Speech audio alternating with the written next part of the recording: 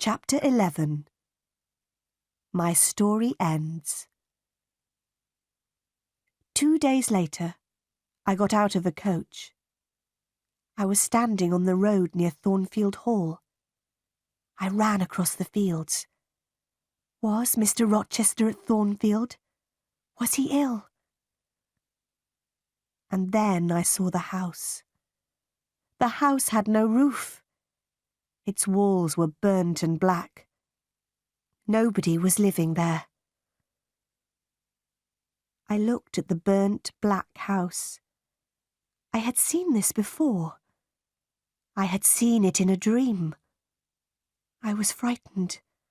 Where was Edward Rochester? I went to the village of Hay. I asked about Thornfield Hall. I asked about Mr. Rochester.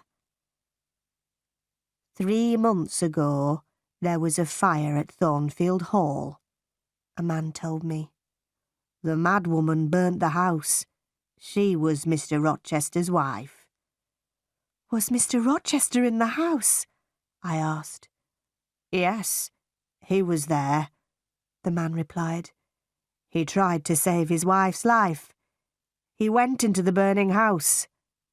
But the madwoman jumped from the roof. She died. Was Mr. Rochester hurt? I asked quickly. Yes, he was badly hurt, the man said. He is blind. He can't see. And he has only one hand. Where is he? I asked. Where is he? He is living at Ferndean.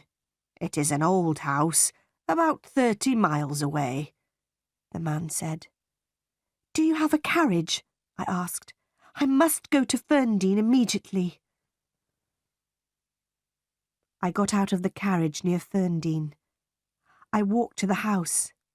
I knocked on the door. A servant opened it. I knew her. Oh, Miss Eyre, you have come, she said. Mr. Rochester has been calling your name. A bell rang in another room. That is Mr. Rochester's bell, the woman said. He wants some candles. There were 2 candles on a table near the door. The woman lit them, and she picked them up.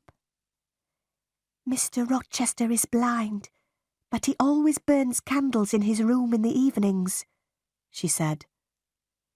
Give the candles to me, I said. I'll take them to him. I opened the door of Mr. Rochester's room.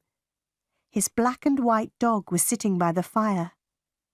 The dog jumped up and ran towards me. Who is there? Mr. Rochester said. Don't you know me, Edward? I asked. Your dog knows me. I put the candles on a table. I held Mr. Rochester's hand. I know that voice, and I know this little hand, Mr. Rochester said. Is that you, Jane? Yes, sir. I have found you at last, I said. I will never leave you again. Then I told Mr. Rochester my